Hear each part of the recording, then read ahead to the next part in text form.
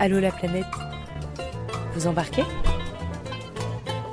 Allô la planète. Allô la planète, de retour du Festival Cyclo-Camping International, édition 2025. Eh bien bonjour, on est toujours sur le Festival International du Voyage à vélo au Mans, qui se déroule au Mans. Non, j'allais dire pour la 38e édition quand même. Alors la deuxième année au Mans, on l'avait déjà précisé. Beaucoup de projections de films, de témoignages de voyageurs autour de livres, de récits, d'ateliers. Et puis une bourse aussi qui est remise aux futurs jeunes cyclo-voyageurs. Avec nous, donc, on a une des lauréates de la bourse, Éléonore, bonjour. Bonjour. Et puis Claire qui va nous parler de cette bourse puisqu'elle était dans cette organisation de remise de bourse. Bonjour Claire. Bonjour. Bonjour. Donc on va voir un peu comment ça se met en place déjà cette bourse. Pourquoi depuis combien de temps? Oui, donc je crois que la première bourse de CCI a dû être décernée en 2018. Donc ça fait déjà quelques années. Et donc l'idée, en fait, c'est d'apporter un petit coup de pouce à des jeunes cyclo-voyageurs et cyclo-voyageuses pour les aider à réaliser un premier projet de voyage un peu au long cours. Donc par jeune, on entend moins de 30 ans. Le critère d'âge, c'est qu'il faut avoir moins de 30 ans pour candidater. Il faut que tous les participants et participantes du projet aient moins de 30 ans et que le voyage dure entre 2 et 12 mois et soit sans assistance. Et donc cette année, combien de lauréats pour cette bourse? Alors cette année, on a décerné 3 bourses. Donc il y a 3 projets qui ont été retenus parmi une vingtaine. On a eu une vingtaine de demandes.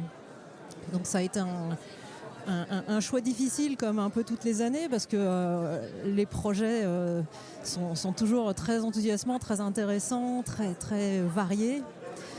Donc on a choisi 3 projets parmi tous ceux qu'on a reçus. On a un projet d'un voyage en France par Timothée Girard qui va parcourir la France à la rencontre des artisans et artisanes du cycle. Donc il va aller à la rencontre de tous ces gens qui fabriquent des vélos dans le but de réaliser un atlas des cadreurs, cadreuses, des gens aussi qui font des équipements, des sacoches, des choses comme ça. Ouais. Et Timothée, il est architecte, il dessine extrêmement bien et il va donc en faire une œuvre d'art, quoi. En plus d'être un outil d'information, et ça sera un très très bel outil d'information, quoi.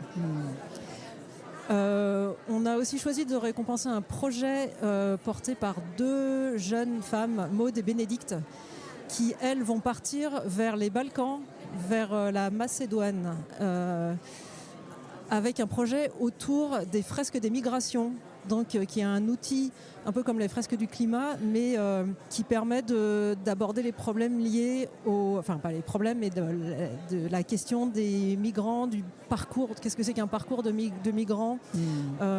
Donc, elles vont aller animer ces fresques des migrations dans les écoles françaises sur leur voyage, sur leur trajet. Elles sont toutes les 2 très impliquées dans les associations d'aide aux personnes migrantes. Et donc nous, c'est un projet qui nous a évidemment beaucoup touchés parce que c'est extrêmement d'actualité. Donc voilà, c'était notre 2e choix. Et notre 3e choix, c'est donc Éléonore qui est ici avec nous. Et elle en parlera mieux que moi, mais qui part pour un voyage de 5 ou 6 mois jusqu'en Pologne. Et ce qui nous a beaucoup touchés, c'est qu'elle est très jeune, elle a 18 ans. Et ça nous a semblé être un projet qui était très, très sincère, très très, très frais, quoi. Et on s'est dit, cette jeune, il faut qu'on l'aide. Elle en tirera forcément quelque chose. Donc voilà, c'est ce qui nous a aussi décidé à choisir son projet. Voilà. Alors, avant d'avoir Éléonore, ces projets-là, au départ, sont des dossiers écrits, envoyés. En fait, ce sont des dossiers, des documents, on va dire. C'est ça. Est-ce qu'à un moment donné, il y a une rencontre, justement, de ces jeunes ? Comment ça se passe ? Donc, on est 5 personnes dans le jury. Oui, c'est ça, 5. Alors, pour faire une demande, pour proposer sa candidature, il y a une fiche un peu de synthèse à remplir qui est un peu administrative et un dossier de 8 pages maximum avec un format relativement libre, mais avec, on aime bien avoir une présentation des gens qui vont participer, un peu une carte du voyage, un budget un peu prévisionnel. Donc il y a un certain nombre d'éléments qui nous permettent de voir si ça va être réaliste. Et ensuite, on a un peu comme une grille de notation, quoi. Donc, il y a eu des critères. Ouais, on a des critères. Et puis, chaque dossier, en fait, est évalué par 2 personnes. Donc, on fait une première présélection où on garde à peu près la moitié des dossiers. Et puis, la deuxième présélection, là, la deuxième sélection, là, tout le monde, les 5 personnes vont lire les dossiers des personnes qui sont passées à la première sélection et donc tout le monde va pouvoir donner sa note. Ensuite on fait une délibération, donc on en parle entre nous, on discute et puis à la fin on essaye de se mettre d'accord, quoi. Mais par contre on rencontre pas les candidats et candidates. Mais c'est vrai qu'il y en avait 20 cette année, l'année dernière il y en avait encore plus, ça demanderait quand même beaucoup de temps. Bien sûr. Ouais. Il y a d'âpres discussions pour arriver... Ouais, ça dépend des années. Il y a des années où c'est très très clair dès le début en fait, et puis des années où il y a... Comme on est 5, on a chacun et chacune des sensibilités différentes, donc c'est très intéressant aussi entre nous d'en parler. Ouais. Est-ce qu'il y avait d'autres justement projets qui a amené des discussions, vous n'étiez pas d'accord, et il y a des projets qui auraient pu être retenus cette fois-ci dans cette édition 2025 et est-ce que tu peux nous en parler, nous donner quelques... Oui, alors on avait quelques projets pour lesquels on a un petit peu débattu, qui étaient des projets de voyage plus lointains, qui étaient extrêmement bien construits, autour de problématiques. Alors c'était très intéressant. On en avait beaucoup autour d'associations de femmes entrepreneuses ou agricultrices. Donc le projet, c'était d'aller à la rencontre de ces femmes ou de ces projets de microfinance aussi. On avait un projet très intéressant autour de la microfinance. Et ce qui nous a un petit peu... alors c'était évidemment très très intéressant, on aurait bien aimé les soutenir, mais c'était des projets qui avaient déjà des budgets énormes en fait. Et nous, on donne une bourse de 1 000 €. Donc on s'est dit, on aura plus d'impact si on donne une bourse de 1 000 € pour un projet qui est un budget de 5 000 € par exemple, que pour un projet qui a un budget de 20 000 €. Donc on a un petit peu cette réflexion aussi, quoi. Alors Éléonore, on revient à toi. Alors ça fait quoi déjà d'être lauréate de la bourse ? Eh ben, en fait, je suis très reconnaissante d'avoir obtenu cette bourse parce que 20 demandes de bourse, c'est quand même pas rien. Et ensuite, il y a aussi une grande fierté. Voilà. Je pense aussi, oui, parce que c'est quand même une des conditions pour avoir la bourse, c'était d'être présent au festival CCI donc ce week-end. Et en fait, c'est un énorme festival et il y a beaucoup de monde, beaucoup de partage. Et je suis très heureuse aussi d'être ici parce que je pense, si j'avais pas obtenu la bourse, je serais clairement pas venue. Sur un week-end depuis Toulouse, c'est quand même... C'est pas à côté. Voilà, c'est ça. et donc, je suis très reconnaissante aussi d'être ici et pouvoir parler avec toutes ces personnes qui ont fait tant de voyages tout aussi beaux les uns que les autres et tous extraordinaires et qui me donnent moi aussi envie de partir encore plus loin après. Donc c'est une grande chance. Et toi, tu avais déjà voyagé à vélo ou pas ? Qu'est-ce qui t'a donné envie de postuler justement à la bourse du cyclo ? Alors oui, moi j'ai déjà voyagé à vélo il y a 5 ans. Je suis partie avec mes voisins. Mes voisins m'ont annoncé qu'ils partaient 6 mois à vélo. Et moi j'ai un peu sur un coup de tête, un peu en m'incrustant aussi dans le groupe en mode de oh waouh, ce serait incroyable si je venais avec vous, avec toute l'innocence d'une adolescente de 13 ans. Et ils ont dit un peu, pour le coup, eux vraiment en rigolant, ah ouais, ce serait super drôle. Et j'en ai parlé à ma maman en rentrant, elle me dit, mais tu n'as pas le choix, en fait, il faut que tu y ailles, c'est la chance de ta vie. Et il y a de grandes chances que ça se représente jamais, ce genre d'opportunité. Et donc, vas-y, fonce. Et elle m'a un peu poussée, elle m'a dit, moi, je te soutiens derrière et je suis là pour toi. Et voilà, donc elle m'a beaucoup aidée dans cette préparation. Et donc on est parti jusqu'à la mer Noire en passant par l'Italie, la Grèce et après on est rentré en France par le Revélo 6. Donc je les ai rejoints à Rome, ils sont partis 6 mois, ils ont fait 5700 km et moi je les ai rejoints pendant 4 mois, on a fait j'ai fait 4400 km. Et après voilà, c'était 4 mois de coupure et après la rentrée, on recommence les cours quoi.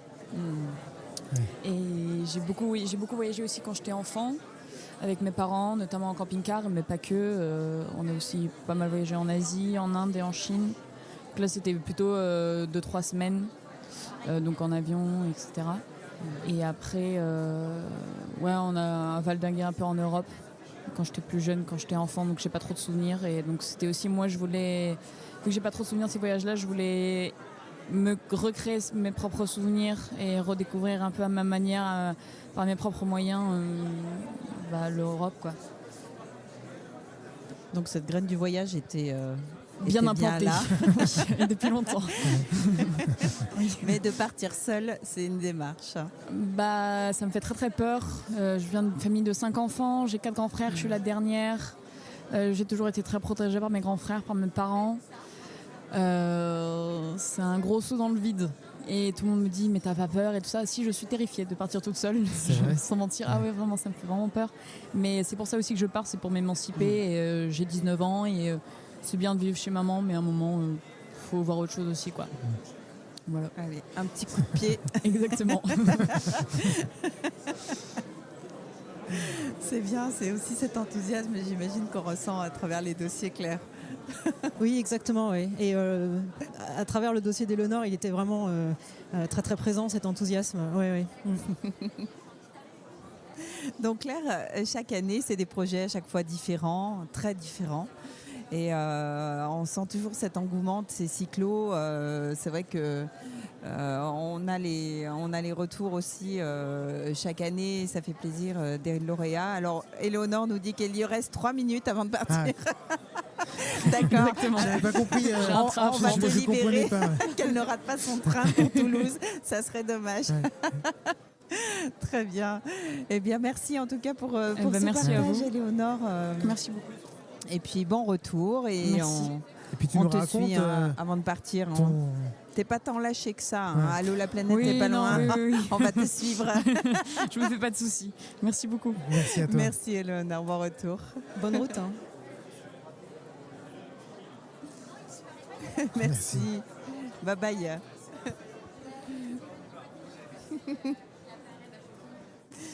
Donc Claire, oui, de voir plusieurs projets comme ça d'année en année, on ne se lasse pas de cette aventure? Ah non, parce Pardon. Excuse-moi. Non, parce que nous, dans le jury, on est toujours impressionnés par l'originalité des projets, des dossiers. Par exemple, le dossier sur la fresque des migrations, c'est un thème qui n'était jamais apparu dans aucun dossier de candidature.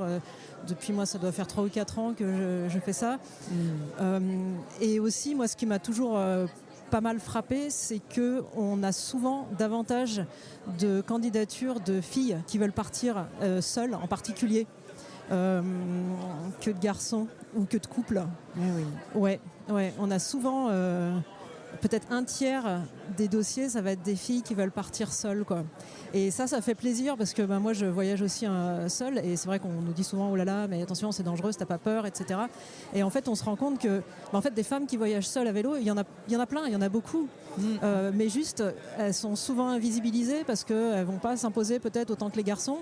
Et on a l'impression que, en fait, on est des inconscientes ou des héroïnes, et c'est pas du tout le cas. On est des femmes tout à fait normales qui avons aussi le droit de voyager et on le fait, quoi. Donc là, quand on regarde, quand on lit ces dossiers, on se rend compte qu'en fait, on est quand même, on n'est pas une minorité à voyager à vélo, quoi. Mais à travers tous ces projets, on a de plus en plus l'impression que le voyage ne se suffit pas à lui-même. Je ne sais pas si je le dis bien. Qu'on est obligé de partir pour quelque chose de plus en plus, pas seulement pour voyager. Il faut toujours y mettre quelque chose comme pour se justifier qu'on part en voyage et que je vais pas bosser, mais je pars pour une cause ou pour un projet. Alors c'est une très bonne question et c'est une interrogation qui revient souvent parmi le jury de la bourse. Alors dans les critères de la bourse quand même, il y a un critère un peu sur le thème du voyage, sur le but. Et c'est vrai qu'on a des projets où les gens disent juste on veut partir parce qu'on a envie de partir, parce qu'on a envie de voyager à vélo. Et c'est un peu le cas d'Éléonore en fait. Et ça on l'a bien senti à travers son projet. Mais voilà, on a quand même... on est souvent divisé sur cette question. Moi, personnellement, je trouve que c'est un but tout à fait valide et tout à fait honorable de vouloir partir parce qu'on a envie de partir à vélo, parce qu'on veut découvrir le monde juste par pure curiosité.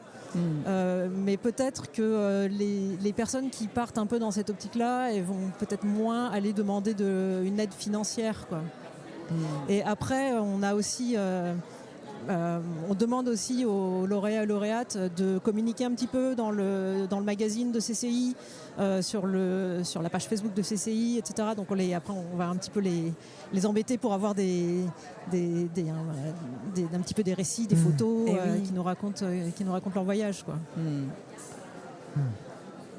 Ouais, c'est vrai que cette question, elle est toujours... elle est récurrente. Il y a 15 ans, elle se posait déjà à l'antenne de l'émission. Et c'est vrai qu'on voit de plus en plus des projets autour du voyage. Mais ça, en fait, c'est même très ancien. Je me rappelle d'avoir lu un livre d'une exploratrice anglaise qui s'appelle Freya Stark, qui a voyagé en Irak dans les années 30.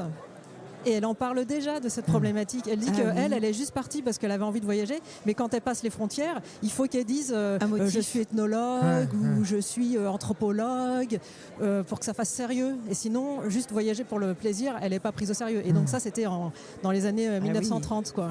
C'est vraiment quelque chose qui traverse les temps. Exactement. Et toi, Claire, avant de partir, est-ce que c'est quelque chose que tu aurais aimé faire, postuler à une bourse de cyclo-voyageur ? Moi, je ne sais pas trop, parce que je crois que ça m'aurait mis un peu de pression de me sentir que je suis soutenue par une association, peut-être je me sentirais que je perdrais un peu d'indépendance. Ah oui.